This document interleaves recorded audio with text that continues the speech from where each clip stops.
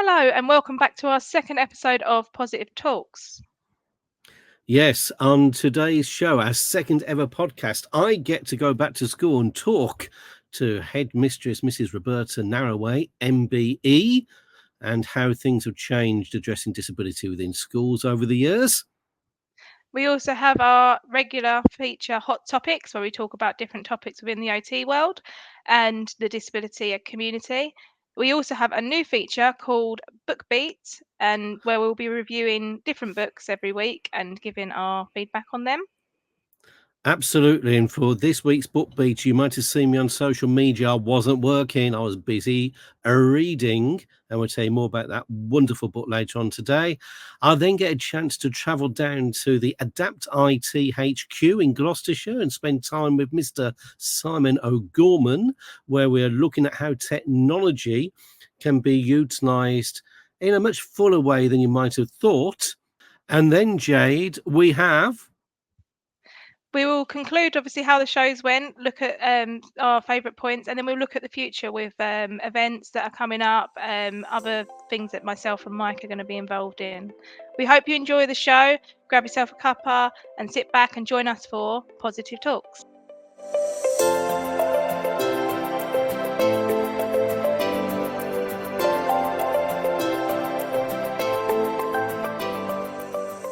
Welcome. I hope you've got your drink. You're either sitting down or listening comfortably. Don't forget to hit that button, subscribe, follow us on social media. We are glad you're with us today. So the first thing that we're doing is we're talking to a former headmistress who has spent many decades in the education system. She's someone who I first met, believe it or not, about 15, 16 years ago. And I know her because my children have all experienced school life under her leadership. Not only that, but she wrote me in to being one of her governors, and then somehow ended up being chair of governors, which was a bit of something I never expected to do, but it did give me a valuable insight into how the education system works. Can I ask you something, Mike, on that? Do you feel that being an OT helped you with that role? Interestingly. That's a really good question. We did have a number of SEN children come through the door. I think it helped, but you'd have to find out from Mrs. Narraway what she thought.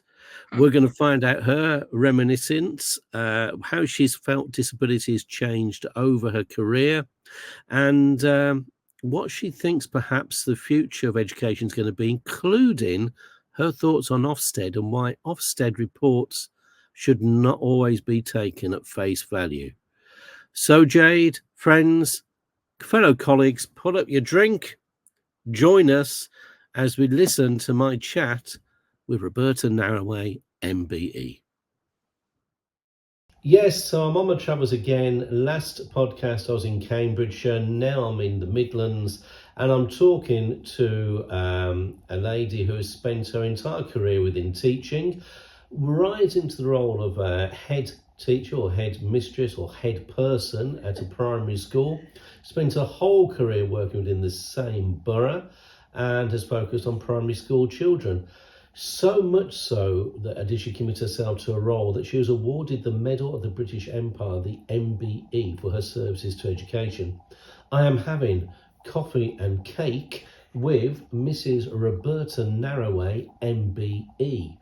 So, Roberta, it's good to be with you. It's wonderful. I'm aware that you know we're talking about occupational therapists. Of course yes, we are. That's yes. our main subscribers to this. And by the way, subscribe, hit the bell, follow us on socials and all the rest of that jazz.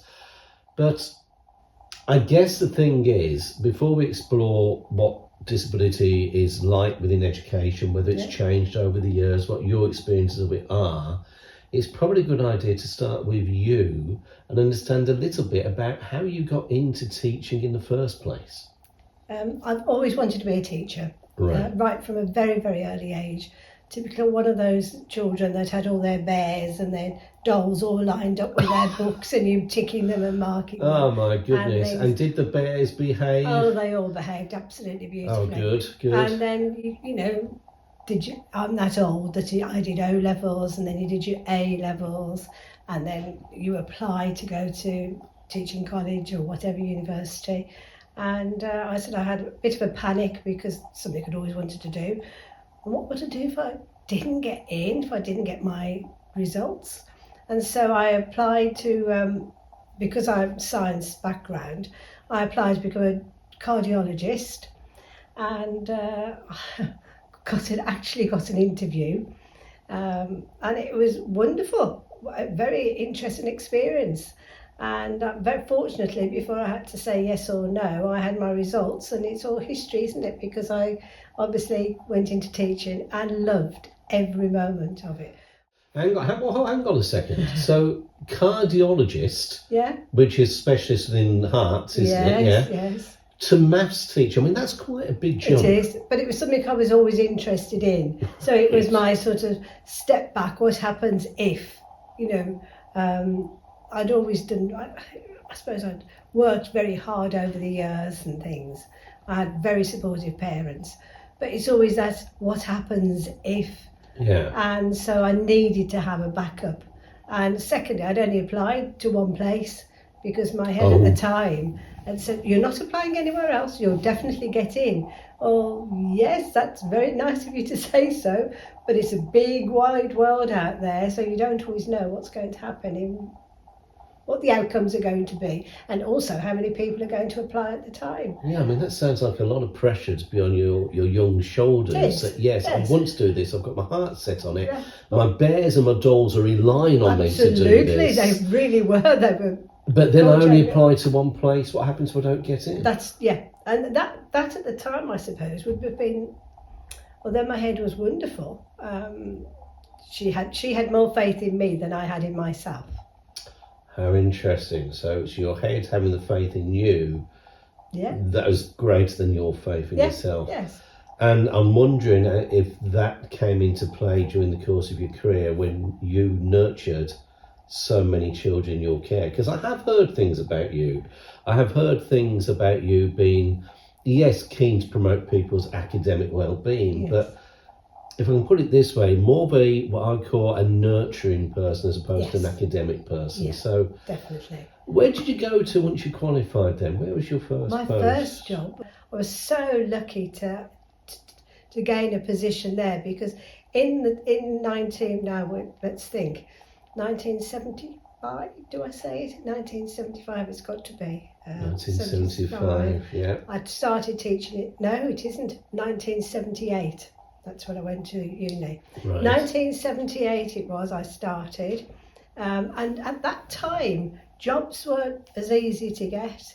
There was there's one of these very difficult to get positions.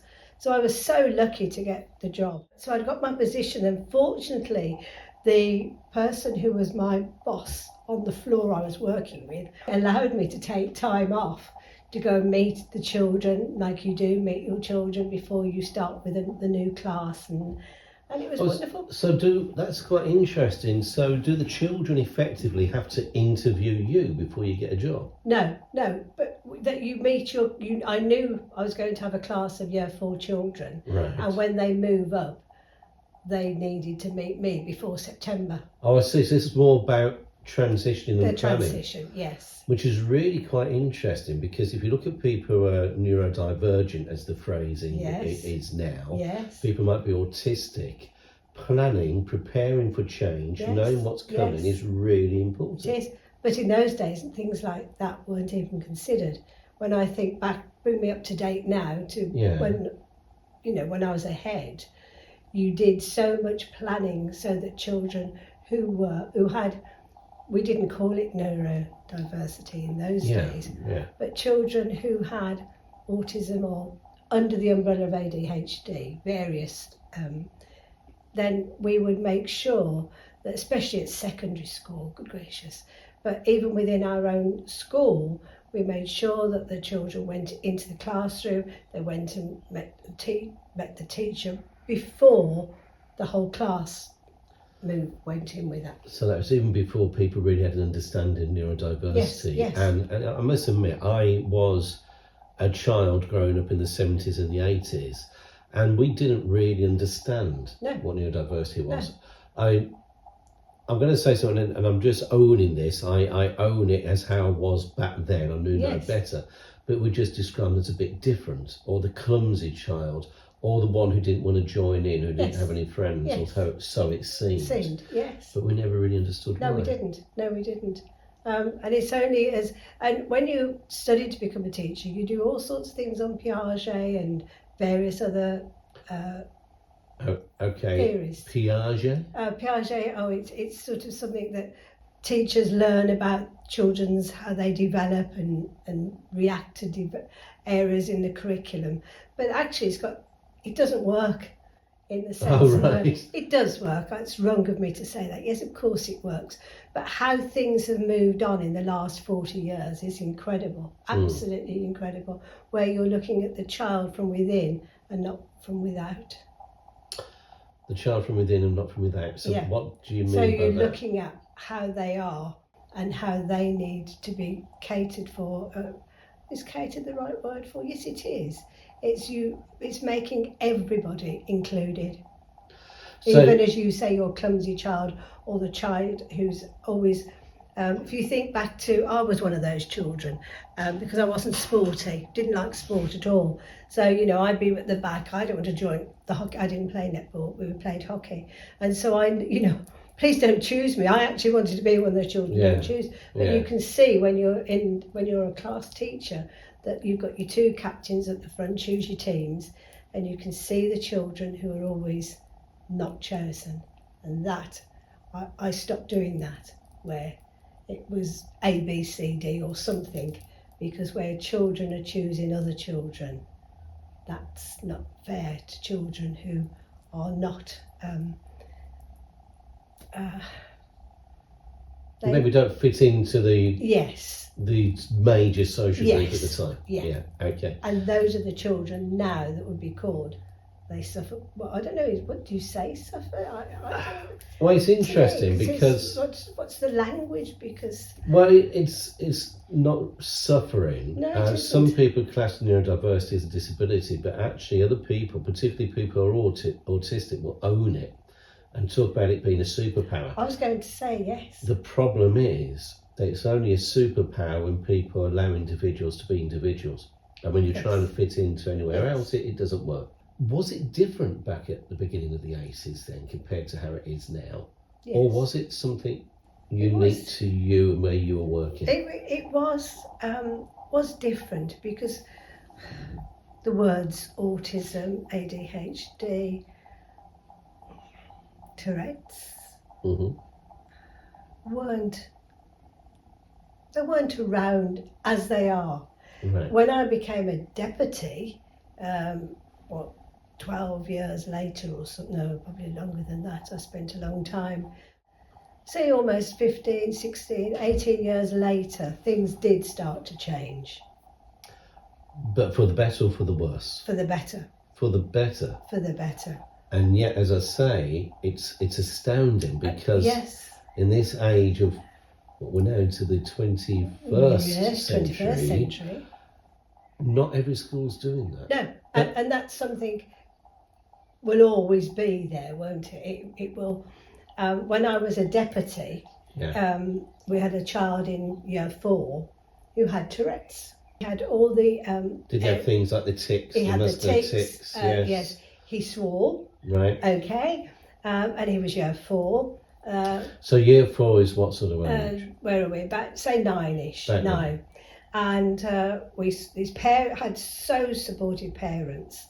And we had a very good relationship with the school nurse when I was deputy. Yeah. And so the school nurse was working with this young man, and we spoke, with permission from his parents and things, we spoke to his class to say to them that yes, he might be doing this, you don't do this is part of his makeup, right? Choosing my words, And he had a wonderful time in junior school, but he had a wonderful time in junior school because of how we had, the word is horrible to say, but how we'd managed how he was within the class. Mm-hmm. So they didn't see him as, oh, he's the one that does this or does that. So what you were actually getting there was more inclusivity. Yes. More acceptance, more awareness. And that, if I go back to when I was first a teacher, I had a little girl at the time. She came to me in year 4. We didn't call them year 4 in those days, but now it's year 4. And she came to me, and she was a Down syndrome child. Yeah. And it was the first Down syndrome child we had in school. And I felt very privileged because my head asked me to have the little girl in my class. Okay. And she was absolute delight. She was naughty, like every child should be, and it was absolutely delightful. Class of 37 at the time, I will add that, in those days. So, and did you have teaching assistants as well? No, certainly not, no. So it's just you and 37 children. Absolutely, yeah. And if you took them on a trip or when I took them on a walk somewhere, it was you and the children, no risk assessments. Whereas even now, in my life now, in a couple of things I'm involved in, I'm obsessed by risk assessments because you know, that's what I've been brought up with. But in those days, we didn't have risk assessments. But one of the best things with that class, and then in those days, the class went up as a whole class. Okay, so they stayed together. So they stayed together. Year of their school life. Year 4, year 5, and then She the young lady was a year older, so she had to leave us really. Should have officially left us in year 5, but she stayed with us into year 6. So that meant she was a year older than the other children. Okay. And at the end of that, one of the boys, I can remember at the end of the year 4, had said to me, "Do you know, Mrs. Narroway, we're all going to be better adults in the future by having this little girl in our class." And I thought, that's what it's all about, isn't it? It is, but it's also, I'd suggest, about that little girl. And was she in the best environment to make progress for her? Yes, she was at that time, yes. I'm intrigued by that last bit, at that time. Because some schools wouldn't have children who had Downs in school, had Downs in their school or whatever. And so as she grew up and became a young lady, I think certain schools wouldn't have, I don't like what I'm going to say, and I hope I'm wrong in some areas, that some schools wouldn't have children like that because it would alter their exam results. There are those that would argue, one of them being local authorities, another one being Ofsted, that you chart a child's progress, and a child, regardless of their medical condition, disability, whatever it is, should be on the same curve, maybe not the same level, but following the same curve of development and it should be. But there other children. But if you think back to the sort of late 70s, very early 80s, assessment wasn't the be end of everything in those days. It was there. Of course we did assessment and everything else because we also did all the general progress papers with children. But it wasn't, Ofsted wasn't around in those early days. And it's only later on when Ofsted came. And when they first came, you almost had 6 months, 12 months knowing that they were going to be coming into your school. And by the time you finish your professional career, they could be turning up, what, a week's notice? Like day's notice. A day's notice? Day's notice. In my last school, Ofsted, I'd just taken over the school. School was in special measures.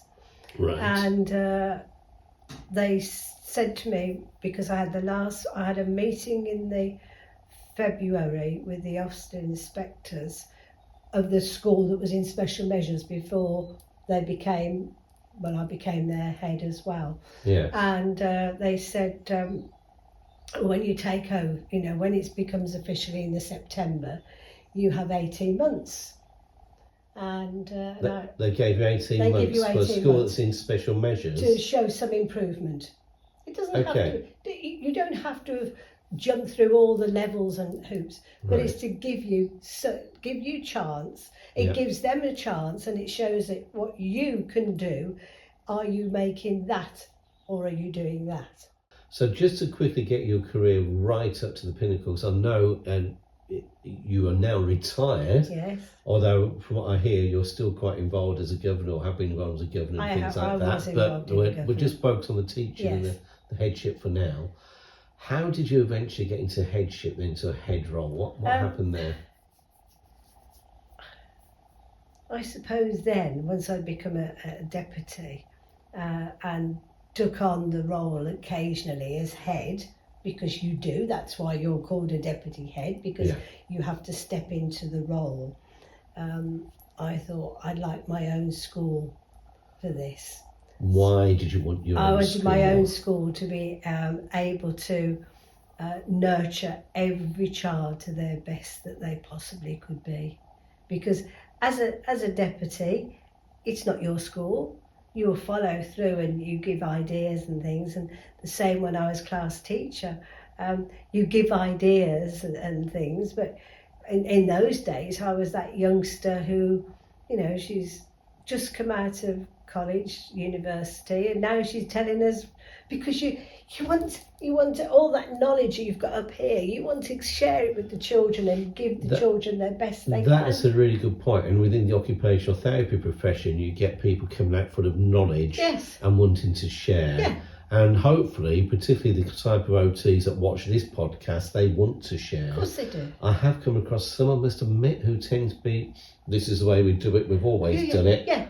You can't. But we need to look at doing things. Yeah, you have to look at the big picture, and you have to take on. And I think that's also not just the children, but you have that opportunity to nurture your staff as well. Yes. And that is important, because if you want your school to be like that, you want the inclusive school, you want to give all the children the best opportunity you can have. You can't do that on your own with 724 children. You have to have the staff like-minded, and you have to have them where you can, if they haven't got that knowledge, or they haven't got this, or they haven't got that, or they've got some knowledge when they're new coming into you, and they can say, well, I've thought of this. Well, encourage. Right. And that's what you should do. Yeah. I was lucky to work in school, deputy and class teacher, but in those two roles, where you were allowed to try, you'd say something. And when I was young, I was very eager, and okay, you try it. If it doesn't work, it doesn't work.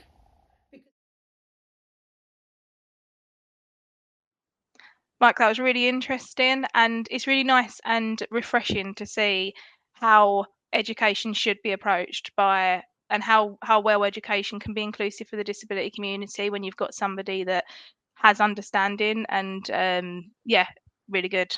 I think it's fascinating that, when she was quite prepared to argue the case of Ofsted that she had underperforming targets academically because she had children who had additional needs that needed nurturing. So absolutely fascinating. I can understand. It's like you with my own child, and I'm sure you're very thankful for your children having her as a headmistress whilst they were within school, I guess. So very, very much, yeah, definitely. Great. So that brings us on to our next topic, which I'll let you lead on this, Mike, on what the topics are, because you seem to know what's hot in the OT world.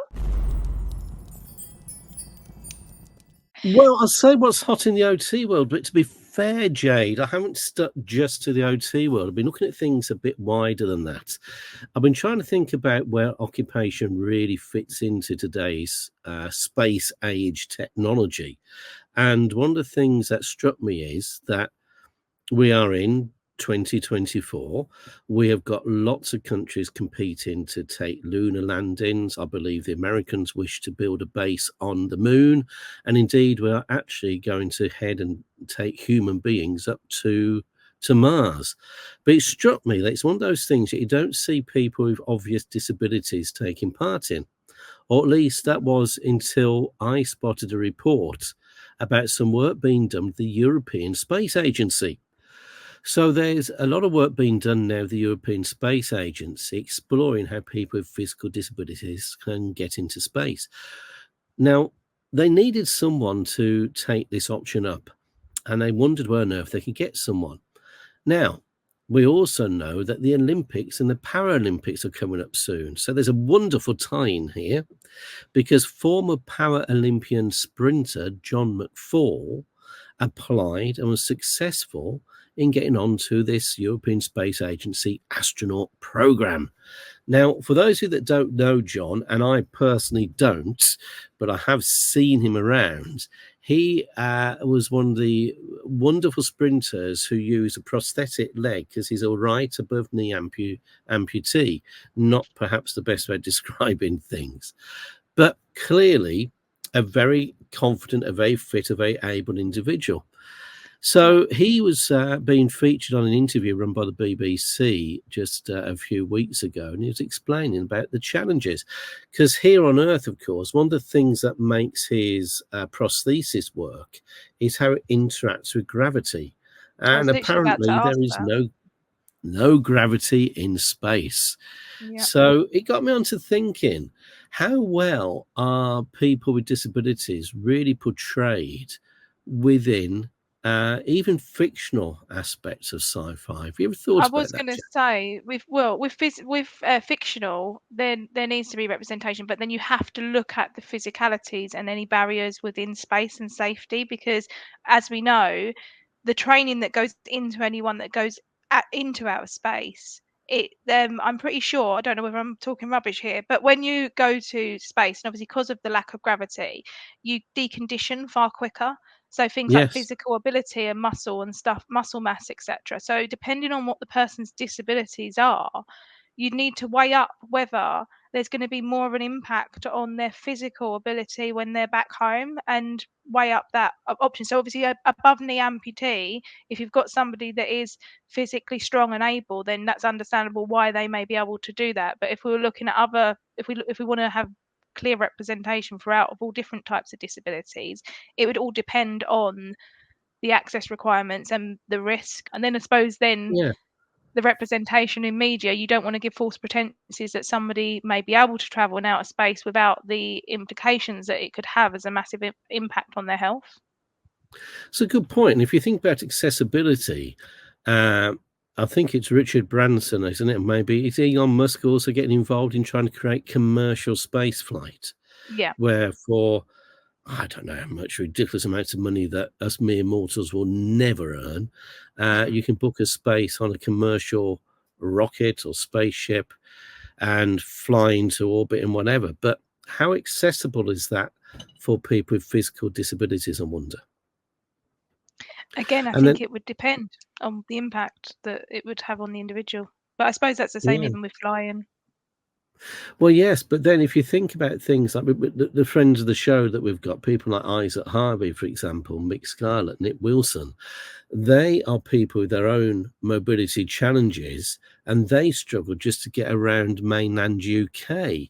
I mean, Isaac in particular was featured on his local news channel talking about the problems with rail. But that's accessibility, not ability, if that makes sense. So I think that there's a fine line when we're talking about restrictions within society, which makes something inaccessible. The choice is not there. That's the thing that's not right, where you're putting barriers in to stop somebody that is able to, but it's because them barriers are there that they're not able to.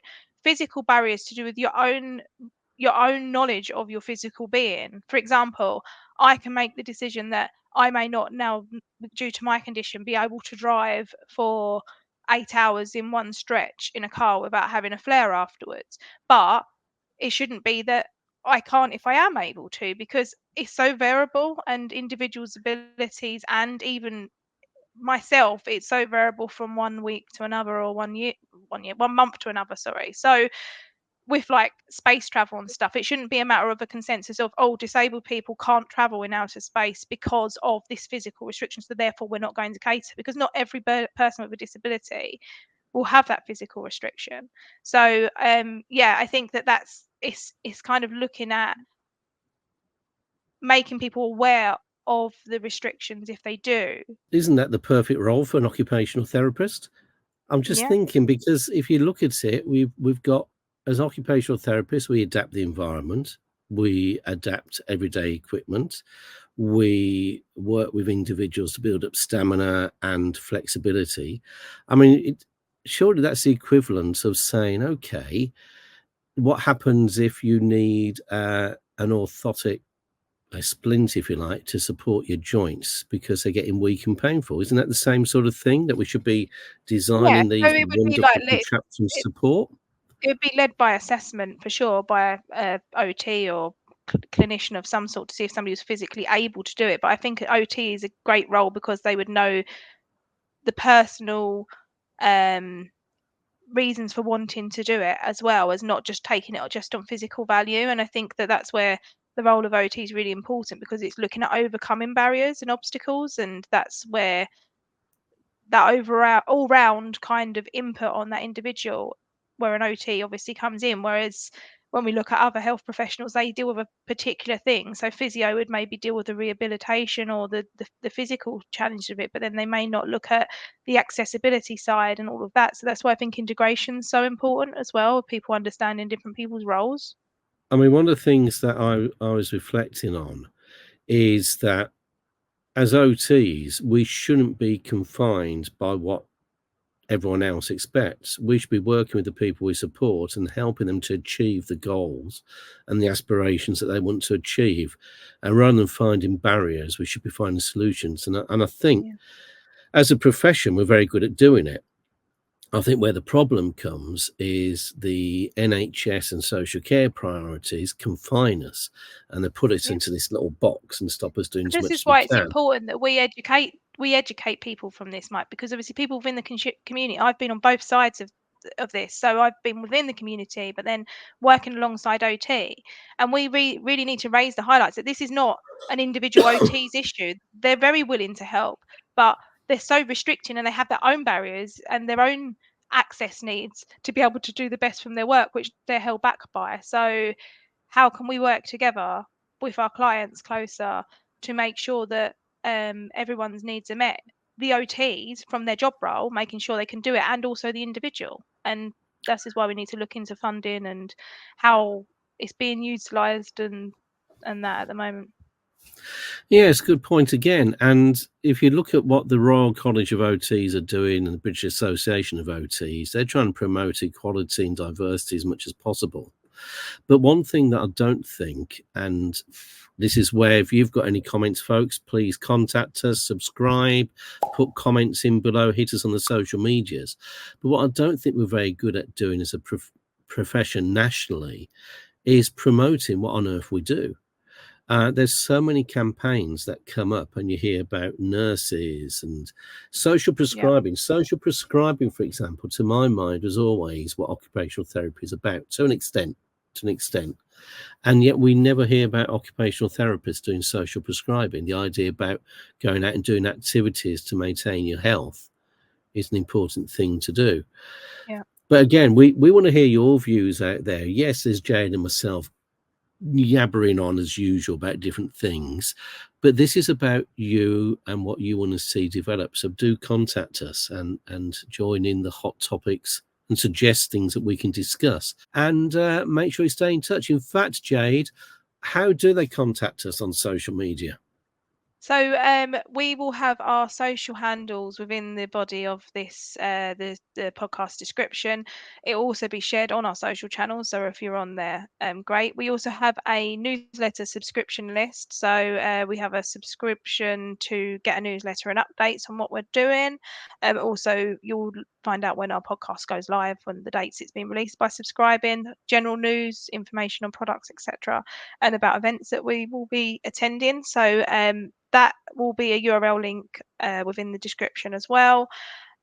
We will also have a survey Down form. there So it to is. get, Have a look. yeah, It's down so, there. so the to like, obviously, and subscribe, you can do that straight from YouTube. If you're watching from YouTube now, if it's socials, just click through to the YouTube link and do that way. We'll also have our email address, so contact details, but we have now also created a survey and feedback form. We've already had quite a few submissions, so thank you people that have sent us information. We have collected information, and we will be making sure we give representation of what you've asked for. So thank you very much for everyone that has been involved in that so far. So is that us moved away from hot topics yet? Because we could literally go on all day, I'm sure. I think this is a good time to stop the hot topics and introduce a new feature, Jade, which you wanted to introduce, which is, of course, BookBeat. BookBeat. So BookBeat, our new feature. The reason that we come up with BookBeat is because we've had a few people that have come to us that have written within the disabled community or occupational therapy side of things, and it's really getting me back into the love for reading again, which I haven't done for a long time. So what myself and Mike have said we'll do is we're going to read a book bi-monthly and review it. So Mike's chosen to read Eva's book that was launched last month. Was it last month? It was launched in March. I think it was launched in March. And Eva's amazing girl and does a lot of advocacy work, education within schools and all sorts. She's also been an ambassador of one of our events last year, Disability Expo. And she was a semi-finalist on Britain's Got Talent. She was a finalist. There you go. Sorry, Eva. Fine. And she also reviews Britain's Got Talent contestants now. I've watched that, so it's very funny, that the review that she did with that. Yeah. So just for Eva's book, the link to it is down below if you're interested in downloading it and reading it yourself. And all of Eva's socials and stuff like that will also pin in the description so people can find out a little bit more. But I'll hand over to you, Mike, to tell us a bit about Eva's book and why people should read it. Yeah, thank you very much. So, as you so correctly said in your introduction, most people know Eva Aberley because she has put the West Midlands on the map, and she makes a classic joke about nobody can understand me. And my dad said, "Is it because you're cerebral palsy?" She said, "No, it's because I'm from the Black Country." So it makes a lot of sense there. But yeah, she was had spotted, basically. Her mom had recorded her doing a talent show when on holiday. The people working behind the scenes at BGT had found on socials and directly contacted her, believe it or not, to see if she wanted to compete on BGT, which she did do. And to her surprise, she got all the way through to the finals. Unfortunately, she didn't actually win, but as you'll find out from reading the book, there's all sorts of reasons why she thinks coming fifth was actually a much better idea than coming first. It's hard to believe Eva is still only a young woman, and indeed, at the time of recording this, she's in the middle of her GCSEs. So to Eva and anyone else doing GCSEs, A-levels, whatever you're doing, good luck with that. I'm sure it'll go well, but remember, exams are not everything. They're not everything. But she's only a young woman. She's doing her GCSEs, and she's already written her life story. Now, you would expect a life story of a 17-year-old to be very, very short. It's not. But the format that she writes in lends itself to that style. Let me give you an example. Each chapter is only about 4 or 5 pages long. Now, for me, I find that a big, big help because basically I don't get bored.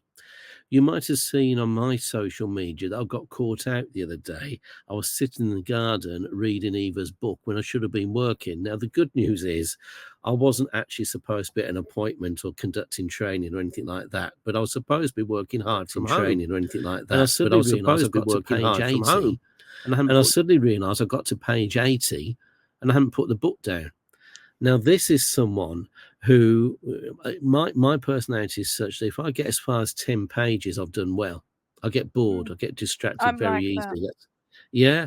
Well, I found that because the chapters are so short, I didn't get bored. It kept flicking me through and promoting my way through really, really quickly. And it's the only book I've ever read in one day. Wow. And the only reason I didn't get it finished until the evening was because I had to get on and do work during the day. So it starts That's off good as when you've got a page turner where you can't put it down. So it must be pretty good it to. it really is. And the style it's written in, it felt like Eva was in the room. Jade and I have had the privilege of meeting Eva even. Jade, I got Jade and Eva mixed up. My mum does that all the time. We've met Eva in person a few times, and she's a really genuine, warm person. And what you see on the stage is effectively what you get when you meet Eva. And as she writes, and she does it very much in the first person, you feel like Eva is talking directly to you. But what is particularly interesting for me is it's a lot more than BGT. We hear about her early life. As she put it, she was born at a very early age. So there you go, that kept her humour throughout.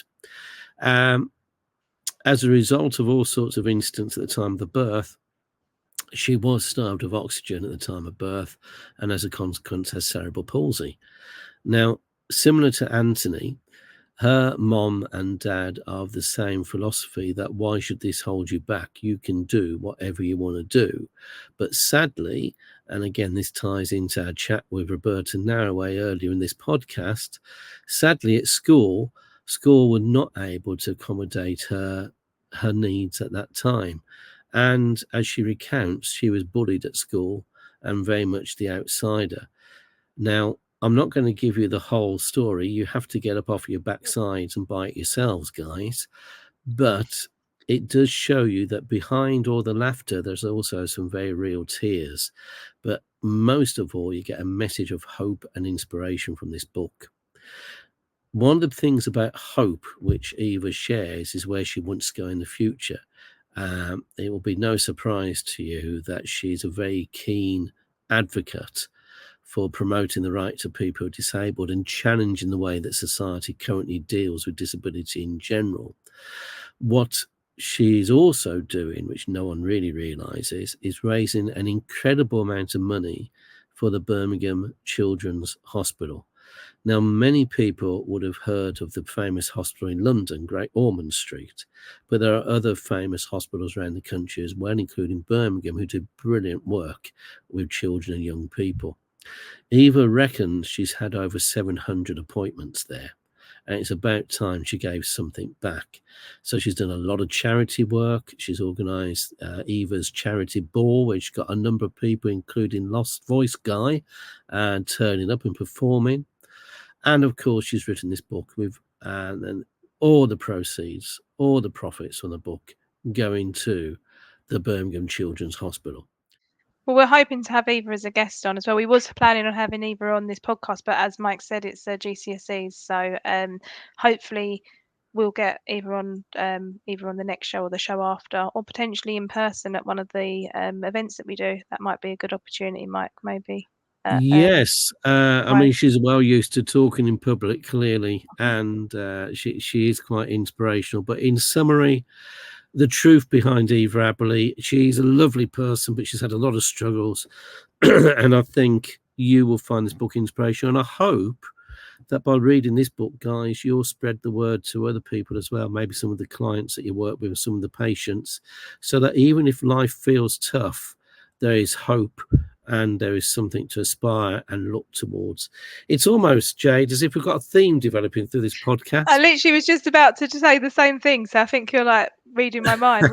Myself and Mike, when we do these podcasts, Mike plans it all because he's quite organised with that and puts a structure. I don't work well with scripts at all, whereas it just rolls off the tongue for Mike. But I literally just had in my head, it's like there's a theme patterning that it wasn't intentional either, like from the topics we've spoken about, and then looking at Eva saying that she didn't get the right support within education, and also that quite nicely links on to Mike's next interview with Adapt IT, where he'll be looking at different types of assistive technology and software to enable more inclusive education and hobbies, and also employment. So it's looking at assistive technologies, products, for example, that can be used to enable you to work independently in education or within a work environment. But then also the fun side of things, which I'm sure you have more fun reviewing, is accessing gaming as well. So which can be a job to people and a very, very good revenue stream from my understanding recently, knowing a bit more about the gaming industry. So modern technology has come on in leaps and bounds over the years. In fact, I can use my smartwatch to help me navigate down here, phone home and order my tea, and mess about with apps. But how has modern technology moved on to help the disabled community? Well, I've come down here to Tewkesbury, to the HQ of Adapt IT, where I'm going to meet with Mr. Simon O'Gorman and find out how he and his company are making a difference to the lives of disabled people throughout the United Kingdom. So Simon, thanks for agreeing to talk with us on the Positive Talks podcast. As you know, it's aimed predominantly at the occupational therapy community. And as occupational therapists, our role is to enable people and empower them as much as possible. Technology is raising ahead in leaps and bounds, but I suspect an awful lot of us don't understand all that technology can do to enable disabled people to be who they want to be. Tell us about yourself and Adapt IT and where you fit into that equation. Yeah, sure. So first things first, we're not medical practitioners.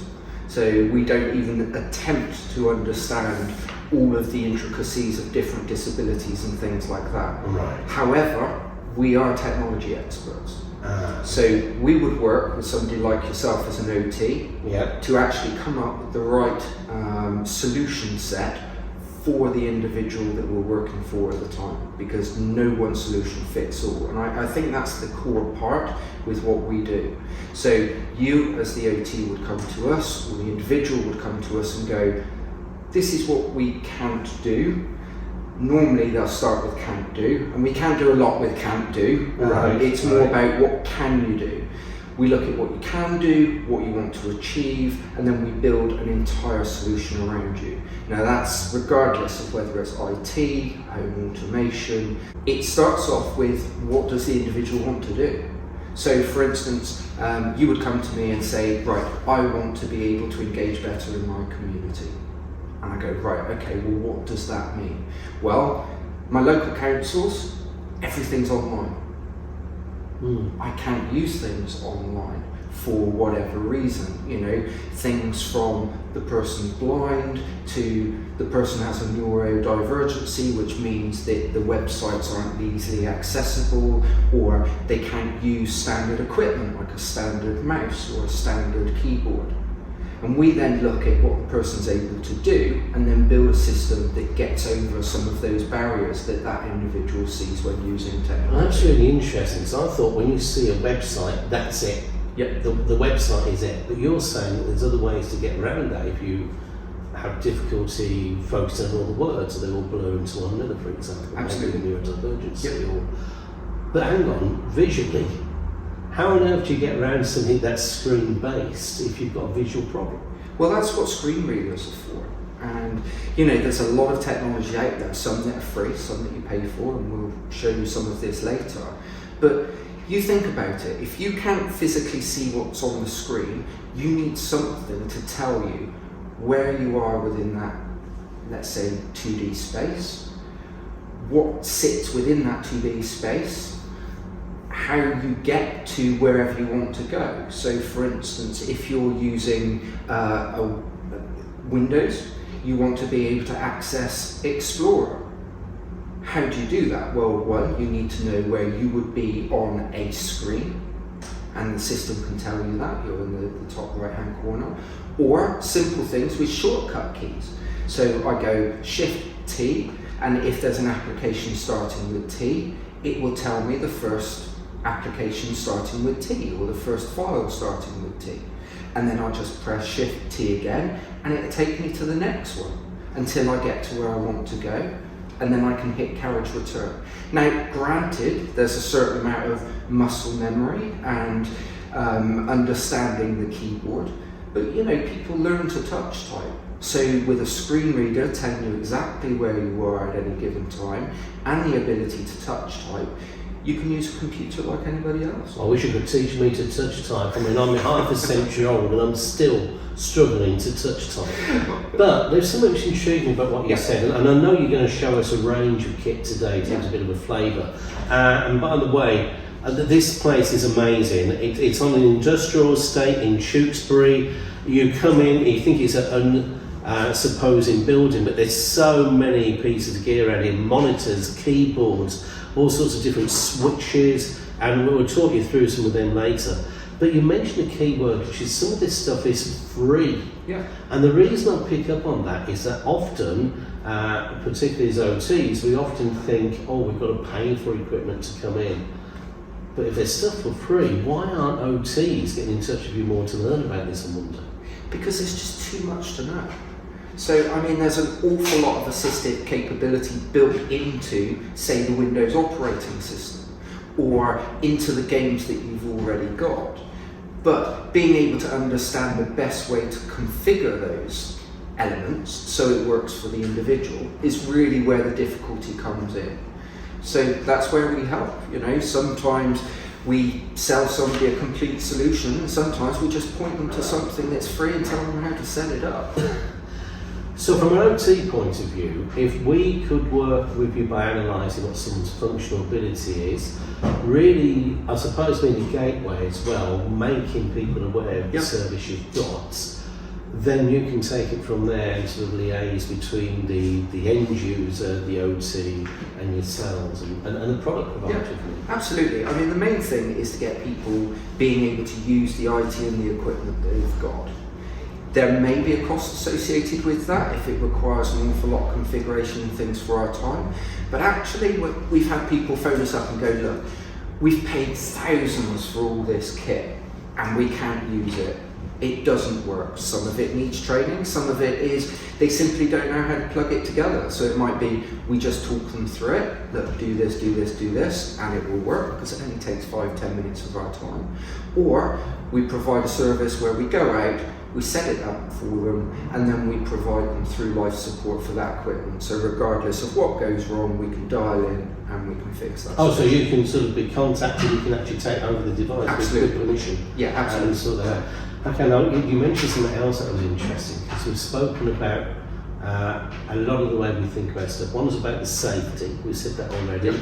But the other thing that people always think about with IT is work. Yeah. Access to work, Yeah. right? Now, that's all well and good, but as occupational therapists, we believe occupation is anything purposeful, and that involves relaxation and downtime. Yeah. Now, I'm not the biggest gamer in the world, but I know some people that are, and I understand you've got an interest in gaming as well. Yeah. So, how can the technology enable people to access downtime, access gaming? Yeah, the thing is, so the gaming industry is going through quite a large transformation at the moment, and there's certain things that has to be done via software, for instance. So if you're doing a really complicated game like Fortnite, there aren't currently screen readers out there that can give you the detail with regards to where you are, what you're aiming at, what you're firing at. But again, it does depend on your disability. So there are things you can slow it down. You can provide different control systems in order to do that. You can break it out. You don't have to use one of the small controllers. You can use larger controllers with larger buttons to access that. For instance, that if you're partially sighted or legally blind where you have some sight, there are tools and techniques built into the software, such as, self-guidance, such as barriers and things like that, which means that you can play the game perfectly well and stay within the boundaries. I mean, open worlds are quite a problem, especially if you're blind or you have real serious motor control or neurodivergency challenges. But again, you can tone that down to make it work for the people. Okay, so I came across you quite a few years ago initially, and I know that you were also involved very much with Jay and myself at Disability Expo last year. That was a tremendous success. You set up a whole gaming zone, and I think you even worked with a bed company to enable someone who's bedbound to access the gaming world and, Yep. and technology. So anything is possible. Yeah, absolutely. So your idea that you start with what someone wants to do, you effectively break it down, which from an occupational Yep. therapy perspective is called activity analysis, Yep. and then you just try and find the solutions. I think it's been a great opportunity now, Simon. Perhaps you can take us through some of these things Yeah, sure. and share with us some of the stuff on the market. Let's do it. Let's go. So Mike, I think the first thing we need to do is consider what a computer setup looks like. Okay. Because this has a large part around what we have to consider when we're working with OTs in order to develop the right solution. Okay. So it's worth mentioning that IT is always set up for somebody that has perfect motor control, good eyesight, good hearing. Yeah, just like display stream equipment regulations. Yeah, the screen has to be in a certain position, Yep. a certain distance, and then we always talk about postural control and so on. But Absolutely. if you've not got the right posture, it ain't going to work, is it? No, absolutely not. And if you talk to most IT companies, and I know that I'm, being a bit wide with that, but I'm going to say it. Yeah. If you talk to somebody about accessibility, normally they will go, a keyboard with a wrist rest, a foot rest, and a good chair. Yeah, that sounds about right. And that's pretty Yeah, much it. yeah. But of course it goes much further than that. So what we have here, so for the people that are on the podcast, we've got a standard gaming PC. We love our gaming here, so obviously it has to be a gaming PC. Yes. A 24-inch monitor, which is pretty standard. You may get a 27-inch if you're doing something a bit snazzy. A keyboard and a mouse. Okay. Right. But we've taken it a bit further than that. Okay. So not everybody is capable of processing information in the same way. Yep. If you're neurodivergent, for instance, you have something like dyslexia, things like that, you have a way of being able to take information on. That means a standard keyboard with black on white or white on black keys may not necessarily be the right way for that person to be able to take that Yeah, I can information. see that because effectively looking at it, it'd just be one mass of the same colours, very difficult to differentiate. Absolutely. Yeah. Absolutely. So the way we get around that, and we've got a partner with Acurata Ceratec, Right. they provide different types of keyboard, which enable us to be able to put as much contrast onto a keyboard as possible. This one's set up with different colours. The vowels are on white on purple.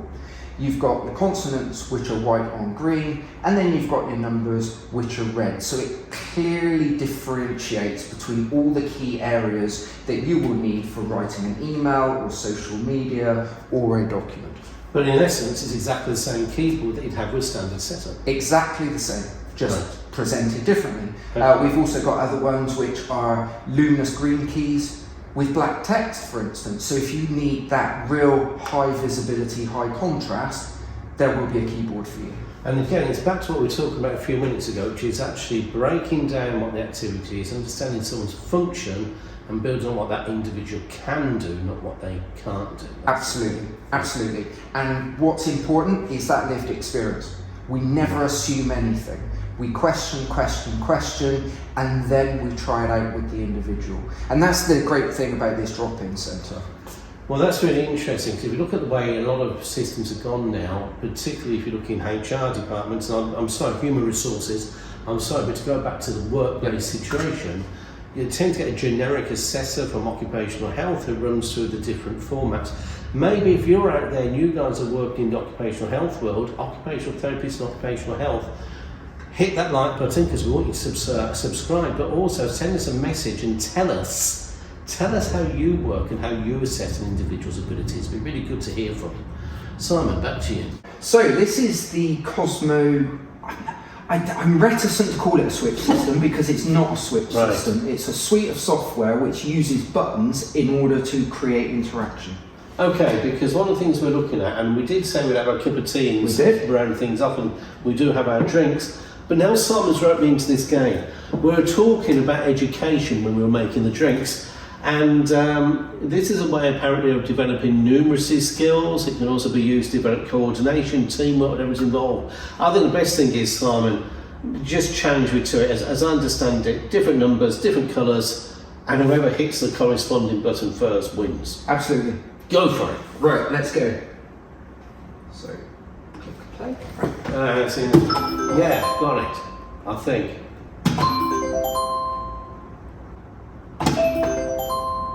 Who's getting these first?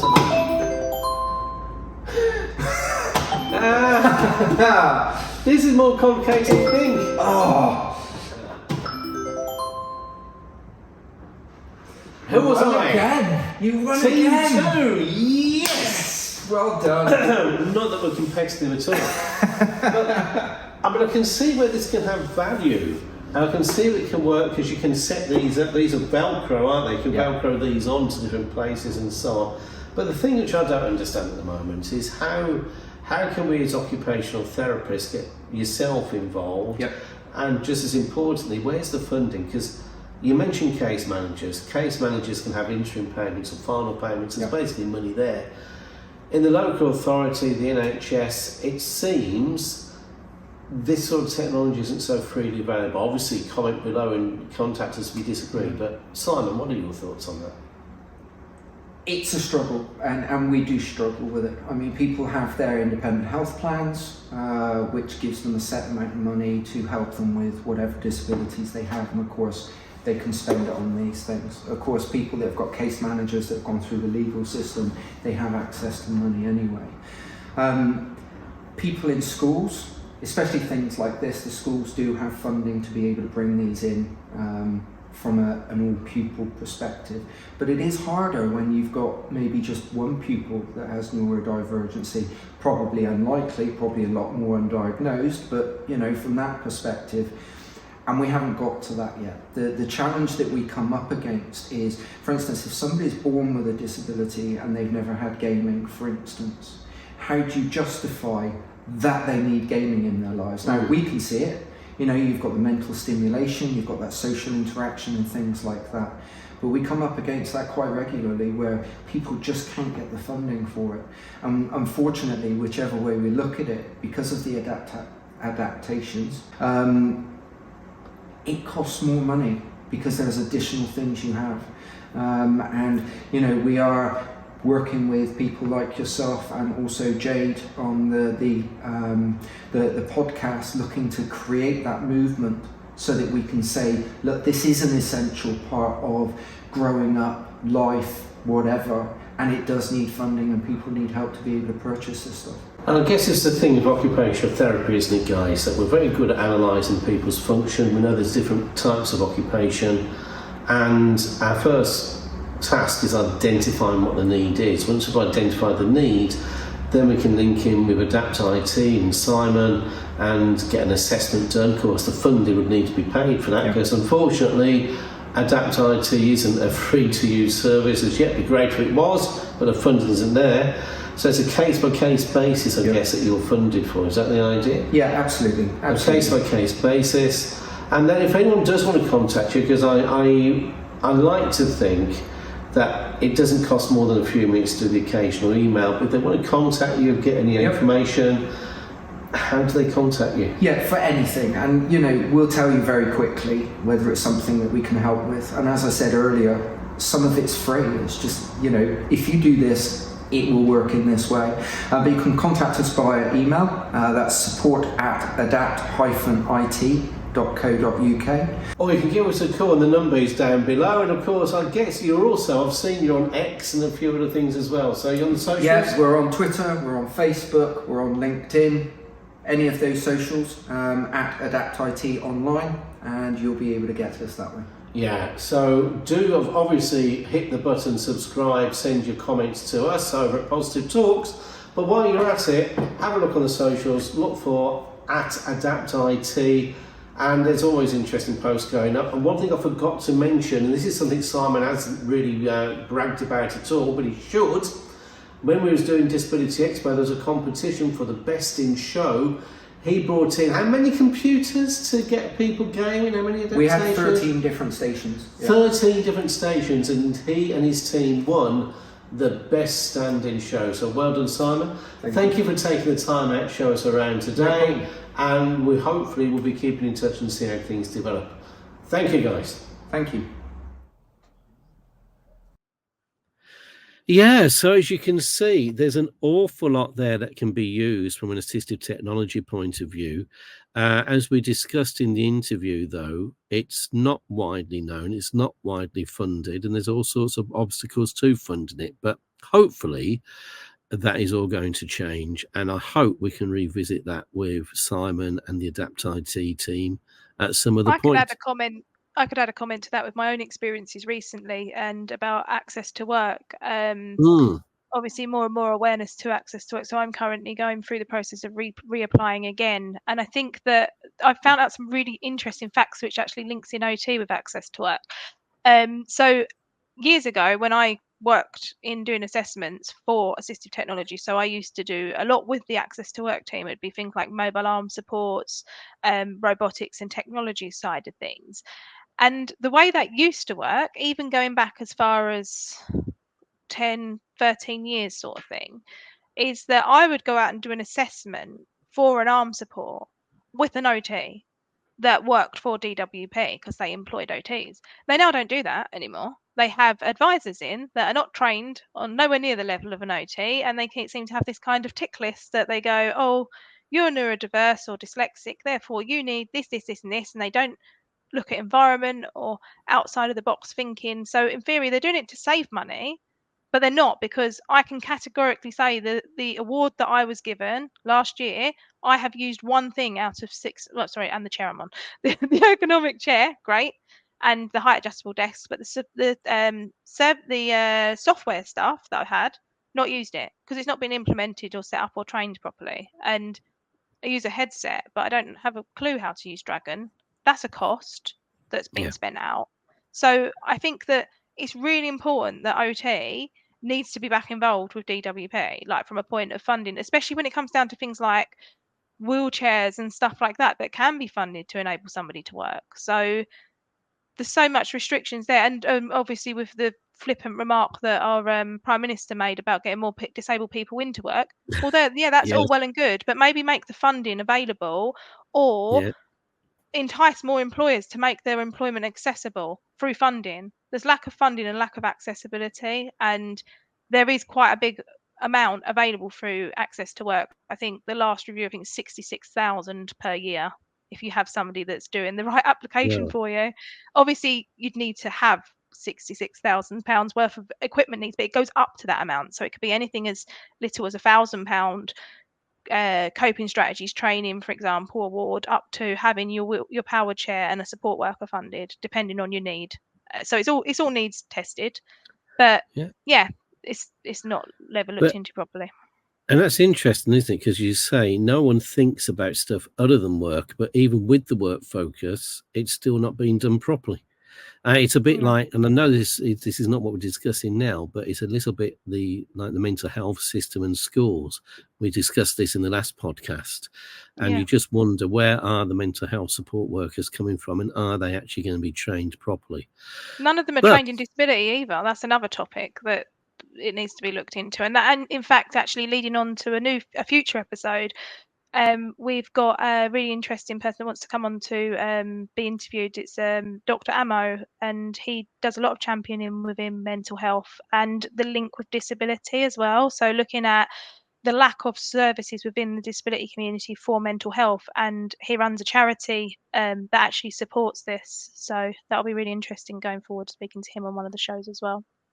Indeed, and looking at future shows too, we are looking to get the disabled explorer. I always forget his handle, but Nick Wilson, not just to hear about his conquest of going up mountains in wheelchairs unaided, but because he does a lot of championing as well about mental health and the link between physical disability and mental health. So all that to come. But Jade, I think you mentioned we're supposed to be going out and about on tour. Positive Talks going on tour and getting linked into a few other events as well. So what we're looking to do is some live podcasts from just to plug my business, and I'll do my exercise. So I run events called RISE, which stand for Resource Identify Solutions and Equipment. We have a roadshow this year with 4 events across the country, and the main ethos for the event is about integration and uniting services within disability. So OT and other allied health professionals play a really massive fundamental part of that, but also we really want the community to be involved, and like we said, that education of coming together to campaign and have more deliverables met.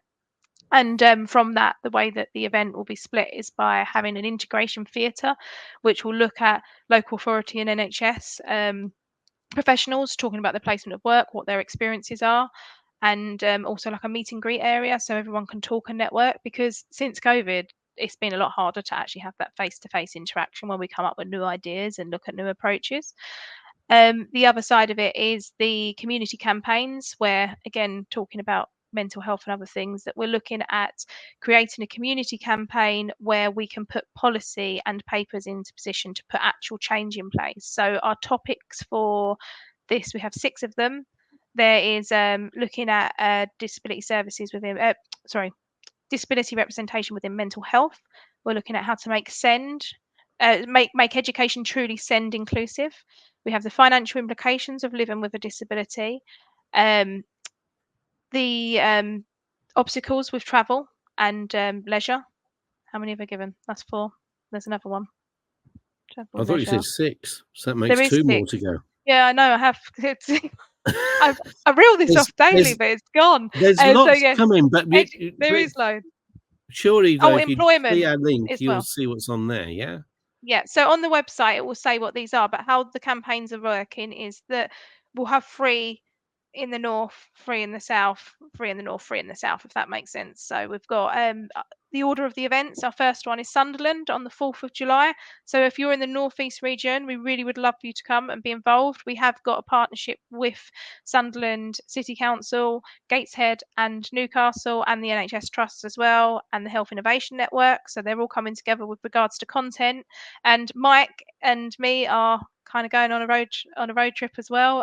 We'll be doing the Connected to Care workshops, where we look at bringing product placement in and putting it into real life situations and scenarios, and we utilize our knowledge within our profession, also the the equipment providers' knowledge, because that is massive and we need to harness that more as well.